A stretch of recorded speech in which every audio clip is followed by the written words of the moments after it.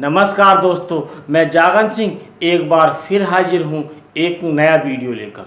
तो दोस्तों, इस समय ये जून का महीना चल रहा है और हमारे खेतों में जो गन्ने की फसल लहलहा रही हैं उनमें जो अधिकतर प्रजाति लगी हुई है वो है कोसा 0238।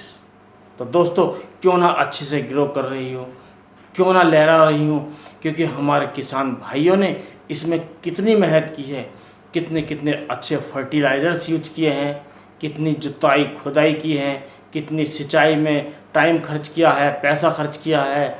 और दोस्तों, बड़े महंगे महंगे पेस्टिसाइड्स, इंसेक्टिसाइड्स जैसे कोराजन, फर्टेरा, वर्टाको, वोलियम फ्लैक्सी, थाइमेथोक्सोम, फिफ्रोनिल जैसे बहुत से कीटनाशक यूज किए हैं।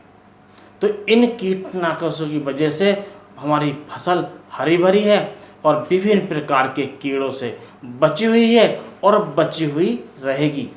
लेकिन दोस्तों, जब जून के बाद जुलाई का महीना आएगा और बरसात शुरू हो जाएगी तो उस समय हमारे खेतों में जो CO0238 जो लगी हुई है इसमें 3 प्रमुख बीमारियां आती हैं, जो होती है फंगस की वजह से, क्योंकि हमने फंगस के लिए फंजिसाइड यूज नहीं किए हैं। तो दोस्तों, इसमें जो प्रमुख बीमारी होती है वो होती है पोका बोइंग, और दूसरी होती है रेड रॉट, और तीसरी होती है बिल्ट यानी कि गन्ने का उकटा।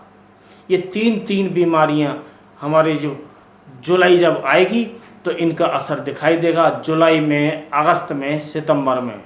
और दोस्तों, ये जो हमारी पोका बोइंग जो बीमारी है ये जून में ही कहीं कहीं लक्षण दिखने शुरू हो गए हैं, और जो रेड रॉट होती है उसके लक्षण भी कहीं कहीं पत्तियों पर दिखने शुरू हो गए हैं। तो दोस्तों, आज हम एक ऐसी दवाई बताएंगे, एक ऐसा फंजीसाइड बताएंगे, यदि आपने उसका प्रयोग कर लिया तो ये तीनों रोग आपके खेतों से दूर रहेंगे और आपकी फसल रहेगी हरी भरी और उत्पादन मिलेगा ज़्यादा। तो दोस्तों, ये जो पोका बोइंग है इसके हम पहले आपको लक्षण बताते हैं।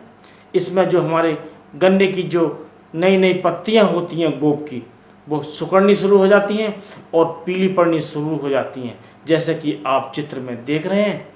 और दोस्तों, यदि इस पर समय रहते नियंत्रण ना किया जाए तो ये हमारे गन्ने की बढ़वार को बढ़ाने की वजह और ये बढ़वार कम होने लगती है। और दोस्तों, जो रेड रॉट आती है उसमें ये हमें ज़्यादा जो प्रॉब्लम दिखाई देती है ये दिखाई देती है अगस्त और सितंबर में। जब हम गन्ने को काट कर देखते हैं अंदर से तो वो लाल निकलता है।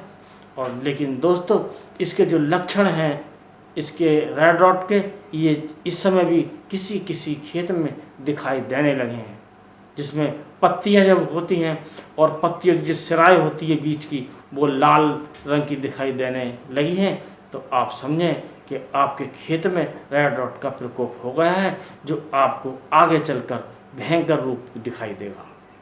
और दोस्तों, तीसरी जो बीमारी हमने बताई वो है विल्ट यानी कि उकटा। उसमें हमारे गन्ने के जो पौधे हैं वो सूखने शुरू हो जाते हैं, जिससे हमें बहुत हानि उठानी पड़ती है। तो दोस्तों, इन तीनों के नियंत्रण के लिए हम एक दवाई बताते हैं, उसका नाम है कार्बेंडाजिम 50% WP। इसको आपको प्रयोग करना है। और दोस्तों, रोग आने का इंतज़ार बिल्कुल ना करें, इसे एडवांस में ही आप लगा दें, यानी कि बीमारी आने से पहले ही यूज कर लें। क्योंकि दोस्तों, ये जो दवाई है ये सिस्टेमिक होती है, यानी ये सिस्टम में जाकर असर करती है, यानी कि इसकी जो काम करने की जो क्षमता है वो लंबी होती है, इसका असर लंबा रहता है और ये हमारे पौधों को बहुत लंबे समय तक बीमारी से बचाए रखती है।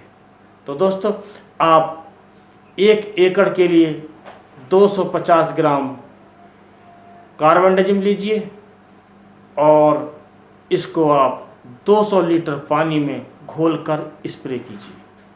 और दोस्तों, यदि पानी कम लगता है तो आप दवाई कम कर सकते हैं और पानी ज़्यादा यूज होता है तो आप दवाई की मात्रा को बढ़ा सकते हैं। इस प्रकार आप स्प्रे कीजिए और दोस्तों अच्छे परिणाम के लिए आप इसमें जो स्टिकर आता है उसका यूज कीजिए तो आपको अच्छे परिणाम मिलेंगे।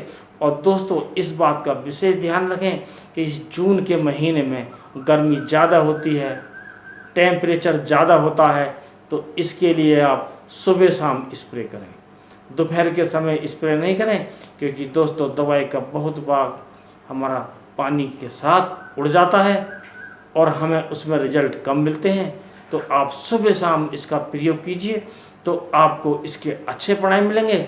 और दोस्तों चैनल पर बने रहने के लिए आप चैनल को सब्सक्राइब कर लें, क्योंकि दोस्तों जब आप चैनल को सब्सक्राइब कर लेते हैं और बेल आइकन का जो घंटा होता है उसे दबा देते हैं तो आपको वीडियो पढ़ने की सूचना समय से मिलती रहती है, यानी कि नोटिफिकेशन आपके पास पहुंचती रहती है और आप हमारे वीडियो समय से देखते रहते हैं और हमारे जो वीडियो हैं वो आपको अपनी फसल की बीमारियों के बारे में अवगत कराते रहते हैं, दवाओं के बारे में, और आपकी फसल बीमारियों से बची रहती है और अच्छे उत्पादन मिलता है।